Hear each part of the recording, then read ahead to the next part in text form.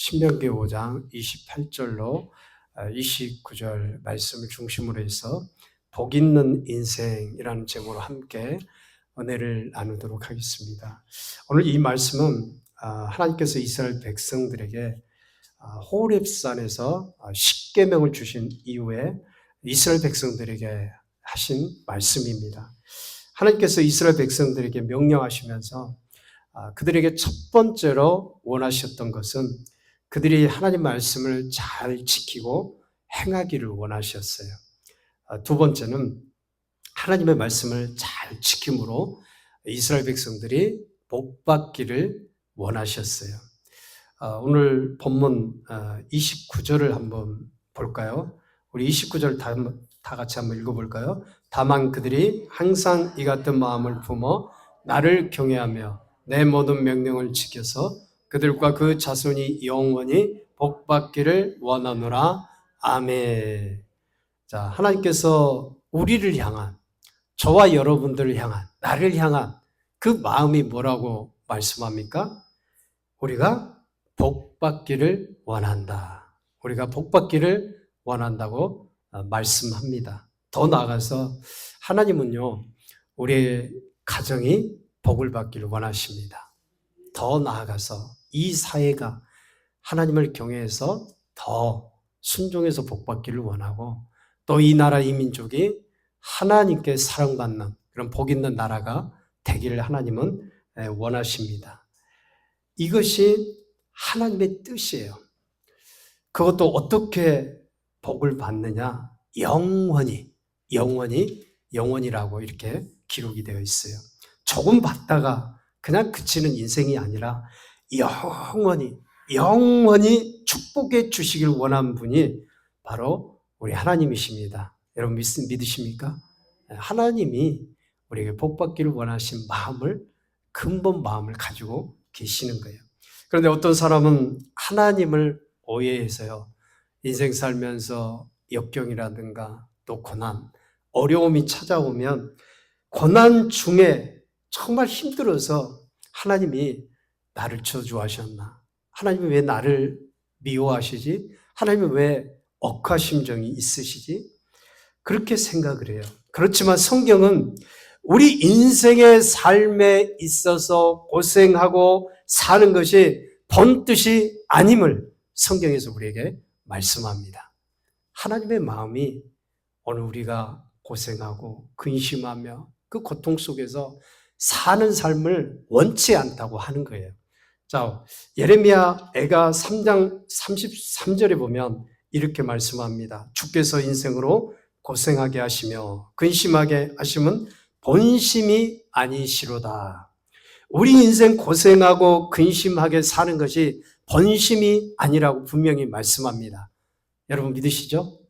하나님의 마음이 우리가 고생하고 사는 것, 그것이 본심이 아니라고 말씀하고 있어요. 그런데 여기서 본심은요, 하나님의 마음을 말씀하는 거예요. 하나님의 근본 마음, 우리를 향한 마음이 우리 인생들이 정말 고생하면서 정말 고통스럽게 사는 그 삶을 하나님이 원치 않는다고 하시는 거예요. 여러분, 부모가 그렇잖아요. 자식들 키우면서 내가 고생하면 고생했지, 자녀들이 고생하는 거 그거 보고 싶은 부모가 어디가 있겠어요. 나는 고생을 하지만 내 자녀들은 더 잘 되기를 원하는 거예요. 내 자녀들은 즐겁게 살고 평안하게 살고 기쁨 가운데 살기를 원하는 거예요. 여러분, 하나님의 마음이, 하나님 아버지의 마음이 이와 같은 마음이라고 하는 거예요. 하나님의 자녀들이 이 세상 살아갈 때 고통스럽지 않게, 고난당하지 않게, 근심하지 않게 사는 마음이 분명히 본심이 아니다, 이렇게 기록을 하고 있습니다. 그럼 여러분, 복을 받기 위해서 그 원칙과 방법이 있는데요, 오늘 성경에 뭐라고 말씀하셨습니까? 첫 번째는 하나님을 경외해야 된다, 이렇게 말씀합니다. 자, 우리가 정말 복 있는 사람이 되기 위해서, 복 있는 인생으로 살기를 위해서는 그 첫 번째가 하나님을 경외하는 삶을 살아가야 된다, 이렇게 말씀합니다. 하나님은 어떤 사람을 축복하실까요? 하나님은 하나님을 경외하는 자를 복 주시고 축복하십니다. 자, 오늘 본문 28절로 29절을 보면요. 여호와께서 너희가 내게 말할 때 너의 말하는 소리를 들으신지라. 여호와께서 내게 이르시되 이 백성이 내게 말하는 그 말소리를 내가 들은즉 그 말이 다 옳도다. 다만 그들이 항상 이 같은 마음을 품어 나를 경외하며 이렇게 말씀이 기록이 되어 있어요. 자, 하나님께서 어떤 사람에게 복을 주신다고요? 하나님을 경외하는 자에게 복을 주신다. 이렇게 기록을 하고 있어요.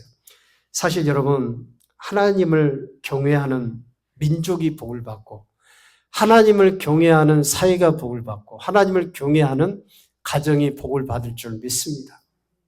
하나님을 경외해서 그분을 섬기는 일터가 복을 받아요. 또 사업장이 복을 받고 장사하는 사람이 복을 받아요. 간혹 가다가 이제 그런 그 문패가 이렇게 쓰여져 있잖아요.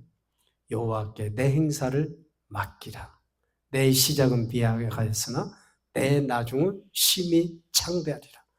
그 사업하신 분들 또 장사하신 분들이 이런 하나님의 말씀을 가게에다가 걸어놓고 사업을 한다고 하는 것은 하나님을 경외하고 섬기는 분들이에요. 그래서 말씀대로 살아가는 사람이에요. 그 사람들이 당연히 잘 될 수밖에 없고 하나님께 은혜와 축복을 받을 수밖에 없는 것이죠. 왜 그럴까요? 하나님을 경외하고 살기 때문에 하나님께서 하나님을 경외하고 섬기는 자녀들에게 하나님이 복을 주시는 것입니다. 여러분, 이건요, 역사적으로도 증명이 된 일들이에요. 여러분, 우리가 잘 알지만 이 복음이요, 초대교회에서 시작이 되었어요. 그래서 세상 가운데 돌아서 복음이 들어가는데 예수님을 믿고 예수님을 나의 구원자로 삼고 그 예수님을 따라서 섬기는 나라, 섬기는 가정, 섬기는 민족은 정말 하나님께서 복을 주는 그런 잘 사는 나라가 다 되었어요.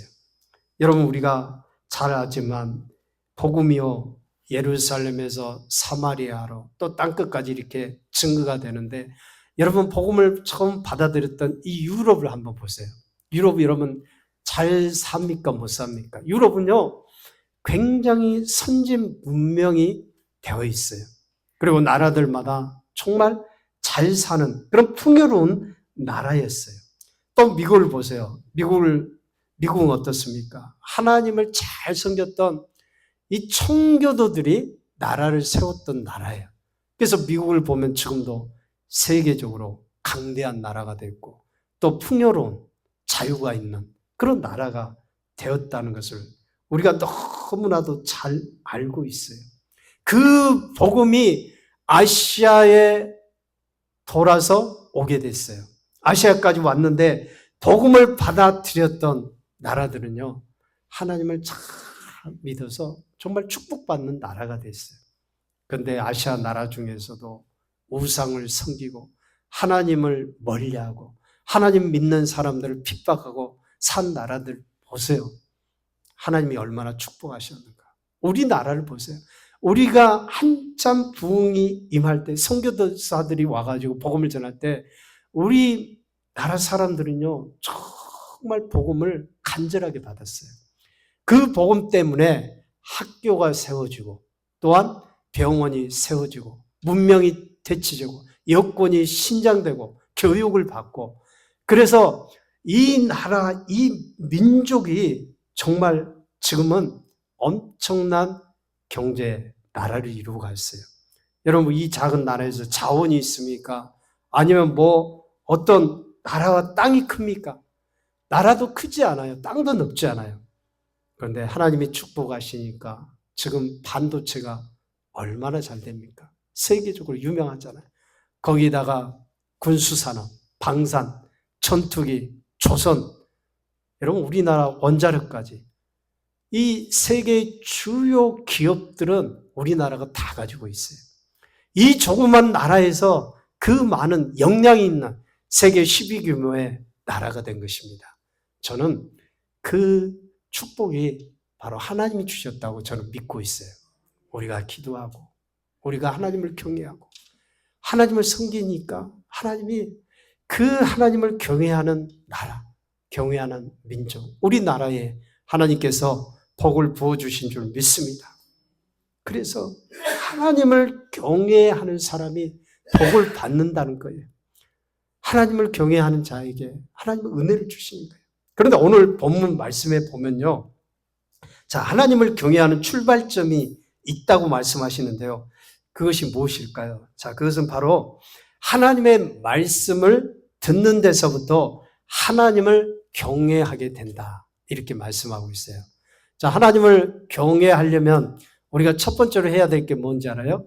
하나님의 말씀을 듣는 데서부터, 하나님의 말씀을 듣는 데서부터 하나님을 경외함이 시작이 되는 겁니다. 27절을 한번 보겠습니다.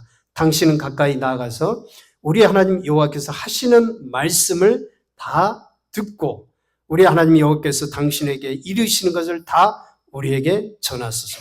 우리가 듣고 행하겠나이다 하였느니라. 자, 하나님을 경외하는 마음은 먼저 말씀을 듣는 데서부터 시작되는 줄 믿습니다. 여호와의 말씀을 듣는 데서부터 하나님을 경외함이 시작이 되는 것이에요. 먼저 하나님의 말씀을 들어야 하나님이 누구신가를 알고 그분 말씀 안에서 우리가 살게 되는 거고 우리가 그분과의 그 관계를 통해서 하나님을 기쁘게 하며 살 수가 있는 것이에요. 우리가 하나님의 말씀을 듣지 않고 어떻게 그분을 알고 그분 뜻을 우리가 헤아려서 행하고 그분 말씀에 순종해서 살아갈 수가 있겠어요. 여러분, 우리가 하나님을 경외하고 하나님께 축복받는 그 삶을 열어가려면 가장 먼저 우리가 해야 될 게 하나님의 말씀을 먼저 들어야 된다고 하는 거예요. 하나님의 말씀을 듣지 않고 어떻게 하나님을 공경하고 하나님을 경외하고 살 수가 있어요. 여러분, 우리 육신의 부모도 그렇잖아요. 부모님의 말씀을 잘 듣는 데부터 부모 공경이 시작되는 거예요. 부모님 말씀은 순종도 안 하고 불순종하고 살면서 어떻게 부모 공경을 한다고 그래요? 그건 말도 안 되는 거예요. 여러분, 마찬가지입니다. 우리가 먼저 하나님의 말씀을 잘 들으면은 그 말씀 속에서 정말 주님의 뜻을 깨닫게 되고 그 말씀 속에서 하나님의 의도를 알게 되고 나에게 향하신 그 하나님의 뜻을 깨달아서 우리가 더 믿음으로 살 줄 믿습니다. 여러분, 신앙의 성장도 마찬가지예요. 주님 앞에 나아가 말씀을 들어야 성장하게 된다고 하는 것이에요. 여러분, 말씀 듣지 않고 이 믿음이 성장할 수 있을까요? 천만의 말씀이에요. 말씀을 듣지 않으면요, 우리의 믿음이 자라가지 않습니다. 우리의 믿음이 성장할 수가 없어요. 그래서 교회에서 목사님들이 예배에 빠지지 말고 나와라. 주일날 빠지지 말고 나와라. 기도합시다. 이렇게 항상 모이자고 그러잖아요. 왜 그러겠어요? 하나님의 말씀 속에 생명이 있는 줄 믿습니다. 하나님의 말씀을 들어야 자라가는 거예요. 하나님의 말씀을 듣지 않고 세상 이야기, 노래, 유튜브, 드라마, 세상 노래 들어보세요. 믿음이 자라가나? 오히려 믿음이 퇴보하는 거예요. 세상화되는 거, 세속화되는 거예요. 그러나 영원하신 하나님, 우리에게 생명의 말씀을 들으면 우리의 믿음이 성숙해지고 믿음도 든든하게 자라갈 줄 믿습니다. 로마서 10장 17절에 보면 그러므로 믿음은 들음에서 나며 들음은 그리스도의 말씀으로 말미암았느니라. 요한계시록 1장 3절에 보면 이 예언의 말씀을 읽는 자와 듣는 자와 그 가운데 기록한 것을 지키는 자는 복이 있나니 때가 가까움이라. 자, 말씀을 읽는 자, 말씀을 듣는 자, 그 말씀을 듣고 행하는 자, 지키는 자, 이 자가 복 있는 줄 믿습니다. 그래서 우리가 믿음이 더 자라가려고 한다면 늘 말씀을 들어야 돼요. 그 말씀을 읽고요. 그리고 그 말씀을 될 수 있으면 묵상하면 하나님의 은혜가 더 풍성하게 부어지는 거예요. 왜 나에게 하나님 은혜를 부어주지 않아요? 왜 나에게 하나님의 풍성한 그 하늘의 은혜를 나에게 주지 않아요? 이렇게 말씀하기 전에 내가 정말 하나님의 그 말씀을 사랑하고 그 말씀을 속에서 은혜를 받으려고 좀 애씀이 있어야 되지 않겠어요? 요즘 제가 그 요셉에 대해서 새벽기도 우리 말씀을 나누고 있잖아요. 요셉이 인생이 얼마나 기구한 인생인지, 형들에게 팔려가지고 애굽에 노예로 팔려와서 감옥에 갇히고 모함을 받고, 그런 가운데 요셉이요 그 술 맡은 관원장의 꿈을 해석해 주고, 또 바로 앞에 서갖고 바로가 꿈꿨는데 그 바로의 꿈을 해석해 주고 바로 애굽의 총리로 우뚝 서게 돼요. 저는 이 요셉을 생각할 때 야, 기가 막힌 반전의 드라마이다. 그 말씀을 읽으니까 이 마음, 가슴이 뭉클해져요. 어쩌면 나하고도 비슷하네. 나하고도. 여러분들하고도 인생이 좀 비슷한 면이 있지 않아요? 하나님의 말씀을 읽게 되면 하나님의 은혜가 부어지고 내 가슴도 뜨거워지고 하나님 앞에 더 믿음을 살 줄 믿습니다. 내 믿음이 성숙하고 자라가는 거예요. 그래서 말씀을 가까이 하라고 하는 거예요. 두 번째는요, 말씀대로 사는 것이에요. 첫 번째가 복을 받기 위해서 말씀을 들었다고 한다면, 두 번째는 말씀을 들었으면 그 말씀을 따라서 실천하는 삶을 살아가야 되는 것입니다. 야고보서 2장 21절 이하에 보면요, 우리 조상 아브라함이 그 아들 이삭을 제단에 드릴 때 행함으로 의롭다 하심을 받은 것이 아니냐. 내가 보거니와 믿음이 그의 행함과 함께 일하고 행함으로 믿음이 온전케 되었느니라. 자, 믿음이 어떻게 온전케 됐다고 말씀합니까? 행함으로. 행함으로 믿음이 온전케 되었다고 분명히 말씀합니다. 그러니까 우리가 믿음이 있다고 하는 것은 행함과 함께 가야 되는 거예요. 우리가 믿음이 있다고 말하면서 행함이 따라주지 않는 믿음은 그리스도의 능력이 나타날 수가 없어요. 그리스도인이라고 말하지만 내게 그리스도의 능력이 전혀 나타나지 않는 거예요. 믿음이 있다고 하면서 행함이 없다고 한다면 그 믿음이 아닌 것이죠. 여러분, 아브라함이요, 하나님께 믿음을 인정받았던 이유가 바로 여기에 있어요. 아브라함은요, 창세기 12장에 보면 갈대아 우르에서 살았는데요, 하나님께서 아브라함에게 명령을 하셔요. 너는 너의 본토 친척 아비 집을 떠나 내가 내게 지시할 땅으로 가라. 하나님께서 아브라함에게 명령하셨어요. 본토 친척 아비 집을 떠나서 내가 내게 명령할 땅으로 가라. 아브라함이 네 하고 그냥 있었을까요? 아니에요. 아브라함은 여호와의 말씀을 쫓아갔어요. 여호와의 말씀을 따라갔어요. 네 하고서 하나님의 그 명령을 쫓아서 믿음으로 행했던 거예요. 그래서 하나님께서 이 아브라함에게 어떻게 말씀하냐 하면 이를 그의 의로 여기셨다. 내 아들 사랑하는 독자 이삭을 모리아 산에 번제로 드려라. 네 하고 순종하지 않았던 게 아니에요. 순종했어요. 행함으로 옮겼어요. 그럴 때 그 아브라함의 믿음, 의로 여기셨다고 분명히 말씀하고 있습니다. 그래서 여러분, 이 믿음이라고 하는 것은요, 입술만 부르짖고 입술로만 고백한다면 그것은 온전한 믿음이라고 볼 수가 없는 것입니다. 진정한 믿음은요, 행함까지 나아가야 되는 것이에요. 행함으로 열매를 맺히게 되는 거예요. 행함이 없으면 열매를 맺을 수가 없어요. 여러분들이 봄에 식목일날 나무를 심었어요. 근데 물을 주지 않아요. 그러면 나무가 자랄 수가 있겠어요? 나무도 자라지도 않고 죽어요. 열매도 맺지 않고. 그래서 여러분, 우리 믿음이라고 하는 이와 같이 행함까지 이어져야 열매가 맺혀진다고 하는 것입니다. 야고보서 2장 26절에 이렇게 말씀합니다.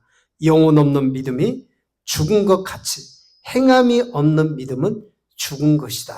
이렇게 말씀하고 있어요. 행함이 없는 믿음은 죽은 믿음이다. 그러니까 아무리 믿음이 있다고 입술로 말을 한다고 그래도 행함이 따라가지 않는 믿음은 진짜예요, 가짜예요? 가짜예요, 가짜. 가짜. 제가 믿음이 있다고 하면서 믿음으로 살지 않으면요, 그 믿음이요, 주님께 인정받을 수 없는 믿음이에요.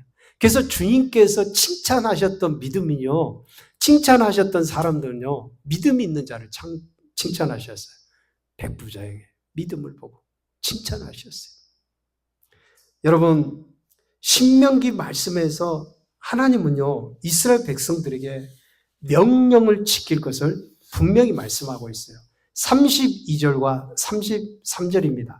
그런즉 너희 하나님 여호와께서 너희에게 명령하신 대로 너희는 상가 행하여 자로나우나 치우치지 말고 너희 하나님 여호와께서 너희에게 명령하신 모든 도를 행하라. 그리하면 너희가 살 것이요 복이 너희에게 있을 것이며 너희가 차지한 땅에서 너희의 날이 길리라. 자, 여기에서 하나님께서 이스라엘 백성들에게 말씀하신 게 뭐예요? 자로나 우로나 치우치지 말고 하나님 여호와께서 너에게 명령하신 모든 도를 행하라. 그리하면 살 것이다. 그리고 복이 너에게 있을 것이고 너희가 차지한 땅에서 너희 날이 길게 된다. 장구하리라. 이렇게 분명히 말씀하고 있습니다.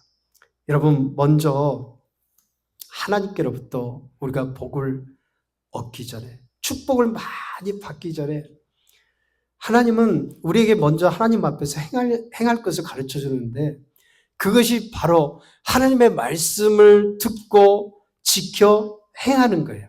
하나님의 말씀을 듣고 행할 때 하나님은 그 사람에게 복을 주신다고 분명히 말씀하고 있어요. 그러면은 내가 정말 하나님께 복을 받고 살아가고 있나? 아니면 내 삶에 있어서 어떤 얽히고 설키고 일이 잘 안 되고 그러면은 한 번쯤은 나 자신을 돌아봐야 돼. 내 신앙을 점검해야 돼요. 내가 정말 주의 말씀대로 순종해서 살고 있나? 내가 주의 말씀을 듣고 그대로 그냥 말만 믿음 있다고 하지 행함이 없는 믿음은 있지 않나? 우리가 내 자신의 믿음을 한번 돌이켜보고 생각을 해봐요. 내가 정말 주님께 복을 받는 사람으로서 말씀을 지키고 말씀을 따라 행하고 말씀대로 살고 있나?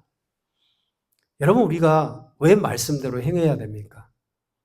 그건 다른 이유 없어요. 하나님의 말씀이 진리이기 때문이에요. 하나님의 말씀이 진리이기 때문에 우리가 그 말씀을 따라 행하는 것입니다. 하나님의 말씀이 진리가 아니다면 우리가 순종할 필요가 없는 것이죠. 하나님의 말씀은 일적 이력도 빼거나 더할 수가 없는 거예요. 여러분, 축복은 하나님께 순종하는 데가 있어요. 여러분, 아담과 하와 선악과를 따먹고 번제했어요. 그랬을 때 인간의 저주가 왔어요. 사망이 왔어요. 그리고 그 축복의 에덴 동산에서 쫓겨났다고 하는 거예요.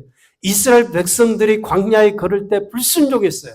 그 불순종 때문에 하나님께서 약속하신 가나안 땅에 들어가지 못했던 거예요. 여러분, 그렇기 때문에 우리가 정말 축복의 사람으로 살기 위해서는 순종해야 돼요. 오늘 마지막으로 예화 하나 말씀드리고 마칠게요. 여러분, 미국의 백화점 왕이었던 존 워너메이커, 여러분들도 다 아실 거예요. 한두 번씩은 여러분들 예화를 다 들어보셨을 거예요. 이 사람은 미국에서 고객은 왕이라는 이 비즈니스 원칙을 세웠던 사람입니다. 1906년에요. 세계 최대 규모로 백화점을 지었어요. 그리고 YMCA 창설자로 유명합니다. 그러나 그 더 유명했던 것은 하나님을 신뢰하고 하나님의 말씀을 더 지키는 것으로 더 유명한 사람이에요.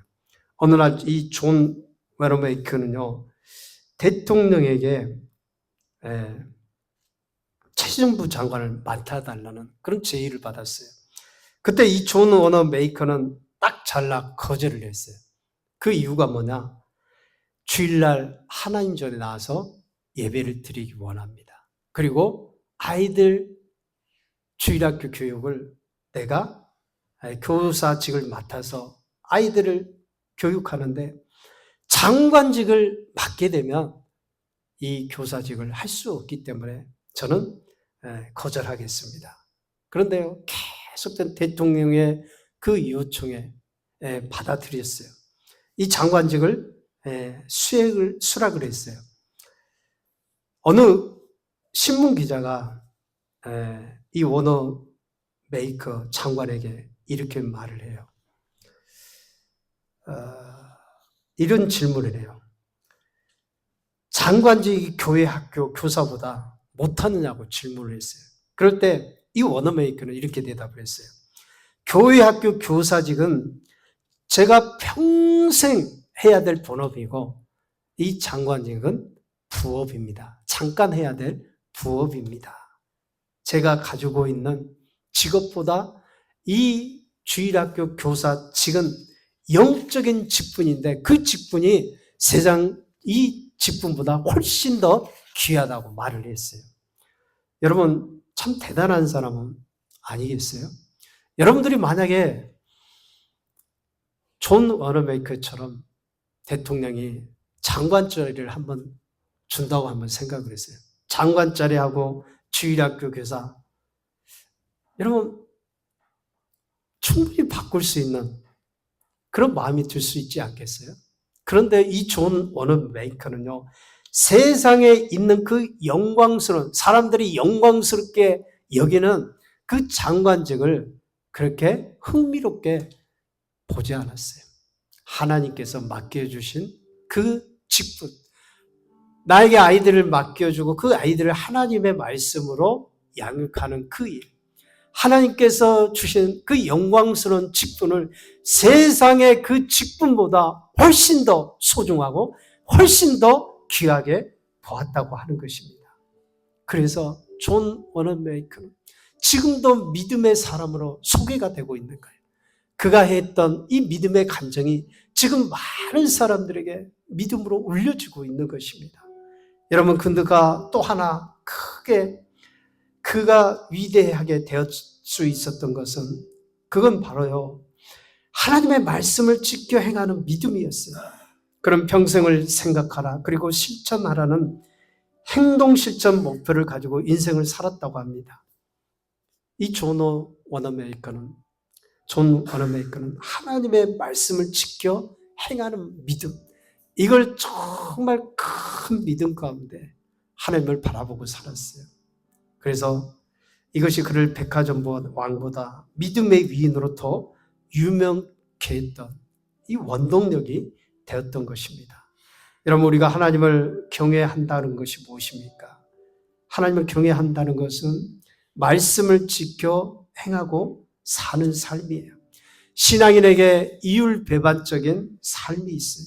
그것은 하나님을 믿는다고 하면서, 믿음이 있다고 하면서 그 말씀을 듣지도 않고 말씀대로 살지 않는 행위입니다.